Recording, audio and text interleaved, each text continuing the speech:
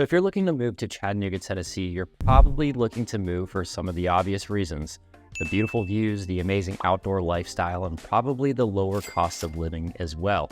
Well, in this video, we're going to do a deep dive into the cost of living in Chattanooga in 2024 and going into 2025, and how there's a lot of things that can actually affect your wallet. We're going to go over some of the general expenses that you expect to pay when you do make the move over here and how that can affect your lifestyle. We're also going to go over some things that you might have not thought about before.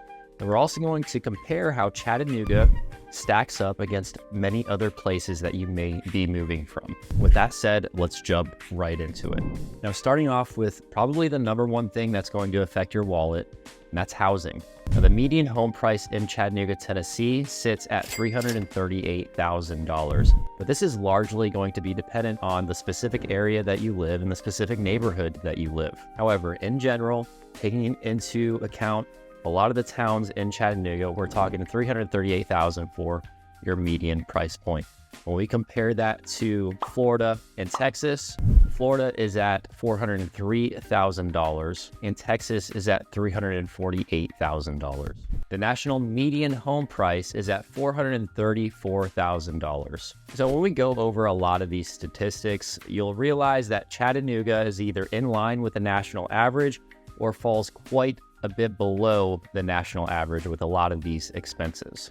Although the home prices in Chattanooga are rising, we are still 22% less than the national average and quite a bit less than probably where a lot of people are going to be moving from. So I'd like to head over to a mortgage calculator so it can really tell you what you're looking at as a monthly payment for a specific price point. We're going to call it $500,000. So for a $500,000 house, this is what it's going to look like. So at a $500,000 price point, we are going to put 5% down, which is the minimum amount down for a conventional loan. Your loan amount is going to be $475. Interest rates are right around 6. This is going to depend on which lender you go with. We'll do a 30-year loan. And then because we have not put 20% down, you're still going to have your PMI. Home insurance will lower to $2,000 per year. That's kind of on the high end, I would say, for Chattanooga. And then we won't have an HOA. There's really not that many communities in Chattanooga that have an HOA. And HOAs, they're not like Florida by any means. They're actually a lot less expensive depending on where you are. There are HOAs that are more expensive, that offer more amenities. But in general, the HOAs here are not very expensive. So let's do that. $500K. Let's see what our monthly payment will be with PMI in your home insurance. So you're looking at about a $3,400 a month payment. That is with your PMI as well. That does not take into account your utility costs, which we will get to later on in the video. And then we'll also talk about property taxes later on as well. Now, if you decide to rent in Chattanooga, you're looking at about $1,400 per month for a 1-bed, 1-bath studio apartment, around 1,000 square foot. Again, this is largely going to be dependent on which area you choose to live. Like if you're living downtown next to Walnut Street Bridge, it's going to be probably a little bit more expensive than if you move to a town like Cleveland and decide to rent there. For a 3-bed, 2-bath with a yard, you have pets, you're realistically looking at $2,000 per month or more.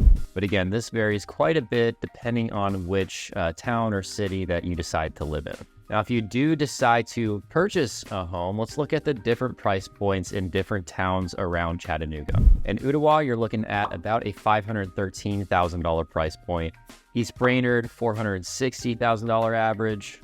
North Chattanooga, $594,000. North Shore, North Chattanooga in particular has seen a ton of appreciation. There's a ton of demand for this area just because of how unique and how walkable it is and how close to downtown it is. Really cool area. Hickson, we have an average price point of $425,000. Signal Mountain, we're looking at $760,000. And Lookout Mountain, we're looking at $995,000. Moving to the east, in a town called Cleveland, we have an average price point of $325,000. Now, all of these averages or medians are taking into account apartments and townhomes and single family homes. So keep that in mind. A lot of these prices, again, are very dependent on the specific neighborhood and area in each of these particular areas. As a general rule, the closer you are to downtown Chattanooga or some of the more high demand areas like Lookout Mountain, the higher your property taxes are going to be. Once you move into the more rural areas like Appleton, Cleveland, Pikeville, Dunlap, those towns, your property taxes are going to be quite a bit less. So the property tax rate is going to sit anywhere between 0.3% and 0.7% of the value of the home. In any case, I would just figure 0.5% that you allocate towards property taxes every single year. So going back to the $500,000 home scenario, if we're looking at 0.5% for your property taxes, you're looking at $2,500 per year. A lot of times this amount gets put in your monthly mortgage, so you're looking at around $208 per month for your property taxes. Again, extremely dependent on which specific area you live in. For example, if you live in a $500,000 house, close to downtown Chattanooga versus a $500,000 house in Appleton or Cleveland, your property taxes in those more rural areas may be like literally half of what they would be if you were closer to downtown. So when it comes to how these property taxes are calculated, in Hamilton County, properties are reassessed for tax purposes every 4 years. What do we know about markets like Chattanooga or East Tennessee in general? Housing prices continue to appreciate, they continue to rise. However, that does not mean that your property taxes are going to rise. I hear a lot of stories from my clients from Florida or Texas where they tell me that their property taxes and insurance are rising every couple of years. And it's really putting them out of the market. That's fortunately not the case in Tennessee. On many occasions, you don't really see any rise in property taxes over several years. And the reason is because when your home gets appraised, if you're looking over a few years, yes, that appraisal will go up continually. However, once appraisals go up, your tax rate in Tennessee actually goes down. And this is known as the certified tax rate. Now, it's super important to dive into the property taxes for a specific home that you're looking for. This is not a blanket statement as far as the 0.3 to 0.7% rule. It's important to get very specific on the specific property that you're looking for because your property taxes are really going to be case dependent. Now, comparing our property tax rate to places like Florida, and Florida in general, again, case dependent, but you're seeing a property tax rate of around 0.8% of the value of the home. In Texas, I've heard insane property tax stories from places like Texas, but you're talking 1.6% of the value of the home for your annual property taxes in Texas. In California, you're looking at around 1.1%. As you can see, when it comes to taxes, and we'll get into this in a second, when it comes to income tax, the property taxes are quite a bit lower in Tennessee, and they don't go up with property values, which is really nice. And guys, if you have not figured it out already, I am a licensed realtor here in Tennessee. And so as much as I love making these videos, I love helping you guys with your real estate needs even more. So feel free to contact me in any of the ways down below. I'd love to hop on a Zoom call with you guys and talk over your specific needs and how I could potentially help you out with a move over here. So contact me in any of the ways down below. Moving on to transportation. To be honest, guys, we do not have a very robust public transportation system. We do have a system called CARTA, or the Chattanooga Area Regional Transportation Authority, which has 19 bus routes, which stretch all the way from North Tennessee all the way down to the Georgia border, and then all the way over east to Ottawa, Tennessee. The regular bus fare for adults costs $1.50, and for children 5 and under, it's free. If you are a visitor, you can actually purchase a 24-hour unlimited ride pass for only $6. If you're hanging out downtown, we actually have a free electric shuttle. However, it only has 2 routes, downtown and North Shore. The downtown service runs from Shuttle Park North by the aquarium through the downtown area to Shuttle Park South on Market Street, next to the Chattanooga Choo Choo. For all of those who use public transportation regularly, I still honestly just recommend planning on getting a vehicle here in Chattanooga. There are plenty of walkable neighborhoods and areas here, but in order to live a comfortable life and have some freedom, you really do need a vehicle here. The public transportation system is great if you plan on coming to Chattanooga for a weekend and only planning on staying downtown. Downtown has some really fun attractions like the aquarium, like museums, walking the bridge. But if you're coming to Chattanooga, I'm going to assume that you want to explore all of the outdoor life as well, the amazing views, the beautiful waterfalls, mountains, lakes, rivers, creeks, camping, all of those spots which you need a vehicle to get to. Speaking of vehicles, let's talk about registration fees for a second. So it's actually very cheap to register your vehicle here in Chattanooga. We're talking around $86 to $89. Now, I have some partners out in Colorado that talk about the vehicle registration fees, which I hear are pretty insane and can amount to about $1,000 a year just to register your vehicle, which is insane. That's re-registration as well. However, Chattanooga, less than $100 every single year to re-register your vehicle. We're going to dive into sales tax later on in the video, but something that I've noticed with sales tax, it's a 7% sales tax, and you really feel this on big ticket purchases like vehicles. If you purchase a $30,000 car, you're going to be paying a little over $2,000 in a sales tax. Taxes is the category where I save the absolute most amount of money living in Tennessee. And number two is gas prices. Here in Tennessee, we're not impacted by gas prices too much. I don't have a rhyme or reason why. I'm not sure about how they price gas. However, I am always shocked when I travel down to Florida or travel out west for different realtor events to see how high gas prices are, especially out west in California. In Tennessee, the average per gallon of gas for regular gas is $2.76, and in Chattanooga, it's even lower at $2.54. That's literally like half of what it is in California. In Florida, the average cost of gas is around $3.17, and in Texas, it's around $2.68. Jumping into utilities, we're talking water, electric, gas. On average, you're gonna spend around $300 a month on those items. Obviously, if you have a larger square foot single family home, this is gonna go up. But talking averages, this is going to be for a 3-bedroom, 2-bath, around 2,000 square foot. Not all of your homes in Tennessee are going to have gas. In fact, only about 30% of the homes here in Tennessee use gas. Most of the time, you're using electricity for your AC, your heat, your cooktops. And if you do have gas, you'll have a gas fireplace, or if you have a gas stove, that's nice to have. But most of the time, you are going to be using electricity here in Tennessee. And if you do have gas, you're likely going to have either an above ground or underground propane tank that you really only have to fill once or twice a year at maximum, because winters here are not that bad at all. They're very mild. It is nice to have just in case electricity does go out during those winter months, but I'm not even sure if I remember a time where the electricity did go out during the winter months just because it's so mild. We don't get that much snow. I think last year we had about a week where it was a freeze, where the temperature was in the 20s and 30s. It snowed for one day and the entire city shut down. I'm not sure how many houses lost electricity, if any at all, but I just think it's funny how, the entire city does shut down when we get those above or below freezing temperatures.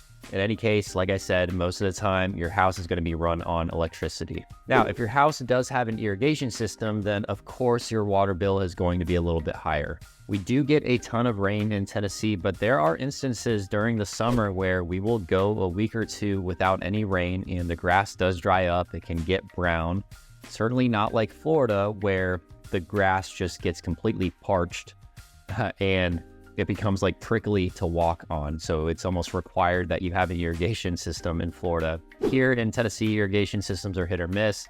Depends on the neighborhood. It depends if you elect to have one or not. It's really just up to you for the most part. It does look nice to have green grass all year long, but it's really just dependent on you and your preferences. And during the spring and fall months, when the weather becomes a little bit more pleasant and cooler, what me and my wife like to do is just open up all the windows in the house, get some good airflow, turn off the HVAC system. And this is when a lot of times our electric bill goes down a little bit. And then of course, during the hot summer months, it does get hot and muggy, at least for, a month or two out of the year. And you're going to be blasting that AC all day long. So your electric bill is going to be higher. Same thing during the winter. I don't see too high of utility costs during the winter, again, because it's very mild here. However, if you're running the heat, a lot of the time your utility bill can go up a little bit. Most of the time though, it's going to be during those summer months when they're going to be the highest. So with that said, you can expect your utility costs to fluctuate with the seasons. Moving on to your day-to-day expenses. Let's talk groceries for a second. A gallon of milk on average, you're going to be spending around $3 here in Tennessee. Carton of eggs, which is getting more expensive, is $5.61. And then a loaf of bread, you're looking to spend around $3.56. However, this is going to largely be dependent on which grocery store you decide to shop at regularly, right? So if we're comparing Publix to Aldi, there's going to be quite a big price difference between your groceries at Publix. Can be a lot higher than they are at Aldi. It's actually quite insane, the price difference between those two. The cool thing about living in Chattanooga is there's different areas where you literally have like 7 or 8 different grocery stores to shop in. For example, if you live like in East Brainerd, Ottawa, east of I-75 or even west of I-75, Hamilton Place is going to be your main shopping area. And that road, Gun Barrel Road, you have your Target, you got Whole Foods, Fresh Market, Aldi, Publix. There's a Food City nearby. There's a Walmart. So you have a ton to choose from. You got a Trader Joe's too. I forgot to mention that. But you get the point. There's just a ton to choose from. It's all just going to be dependent on your preferences. And when it comes to groceries and food costs, Tennessee is generally going to align with the national average or other places that you're moving from. On average, a single individual is going to spend around $346 per month on groceries. Larger families, like 4 or above, are going to spend more. Like I said, if we're shopping at Publix, we're easily going to exceed probably $200. However, if we chose Aldi, we're going to probably stick around that $100 range per trip. Chattanooga also has a Costco pretty nearby, right below the border down in Georgia, which is nice because you don't have that high sales tax, so you can buy your food in bulk and not have a 9% sales tax, which is nice. All right, let's talk kiddos' daycare expenses. The average child care center in Tennessee is going to charge around $800 to $1,000 per month. Compared to the entire United States, we rank number 26 for child care affordability. So this cost is probably not going to come as a surprise depending on where you're coming from. It's pretty in line with the national average. I personally think it's absolutely insane the amount that it costs to send your kid to childcare nowadays. Thankfully, don't have to deal with that, but I definitely feel for the people who do have to pay that cost. Now, a little pro tip, if you are looking to move to Tennessee, I would start having the conversation on, number one, which area you want to live in, but which school or childcare center you want to send your child to. There's high demand for these areas, and it's not impossible to get in by any means, but I do recommend getting on those wait lists. Make sure you get in early so you don't miss out on the opportunity. So jumping into taxes, remember early on in the video, I said that this category was the #1 category where I save the most amount of money living here in Tennessee. And that's because we do not have a state income tax, which is amazing. Now, we do have a sales tax at 9.25%. However, that income tax is really where you start to feel it. Now, again, comparing our taxes to Florida and Texas, they're very similar in the way that they do not have a state income tax. They do have a sales tax, but their property taxes are quite a bit higher than in Tennessee. And then insurance as well. Just talking about that for a second, a lot of insurance companies are pulling out of Florida. Insurance costs are rising like crazy. And there's really just a huge insurance crisis down in Florida. So that is becoming a bigger and bigger expense down there. Now, California has 9 state income tax rates ranging all the way from 1% to about 13%, which is absolutely insane.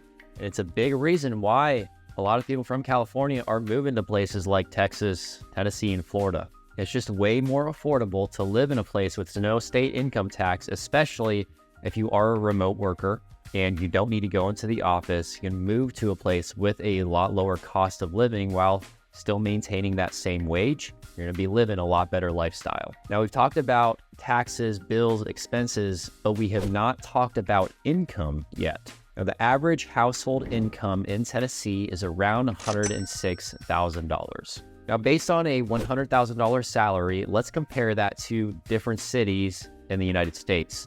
Number 1, Tampa, Florida. If you made $100,000 in Tampa, Florida, you'd only have to make about $93,000 in Chattanooga to maintain the same lifestyle. The cost of living overall is about 7.24% lower in Chattanooga. Compared to Dallas, Texas, if you're making $100,000 in Dallas, then you'd only really need to make around $87,000 in Chattanooga to maintain that same lifestyle. Now, if you're moving from San Diego, California, which probably doesn't surprise a lot of you, if you're making $100,000 in San Diego, you'd only need to make $62,000 in Chattanooga to maintain that same lifestyle, which is crazy. It's almost half of what you need to make.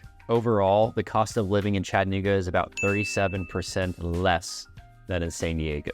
Now, a study came out by CNBC stating that in order to live a comfortable life in Tennessee, you'd have to make around $86,000. Now, this is based on the 50-30-20 rule, saying that 50% of your income is going towards necessities like your housing, your utilities, food, 30% for discretionary spending, and 20% for saving and investments. Now, this may be true for the major suburban population here in Tennessee, but based on geography, it's a little bit dishonest. If you're not in an urban or suburban setting in Tennessee and you're in more rural areas, you can easily get along with $50,000. All of this depends on your lifestyle. With that said, if you're gonna live in a major city and city proper, you're gonna wanna bump that number up to around 120K. Now, if you have a family of 4 or more, getting to that 150K or more mark would be ideal.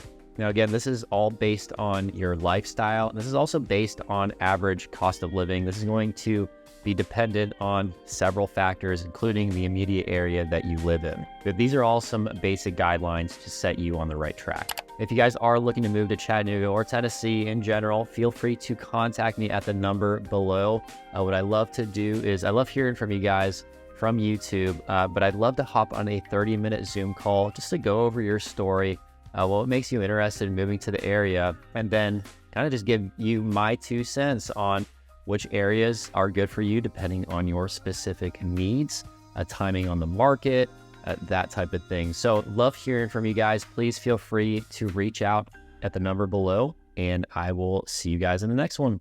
Peace.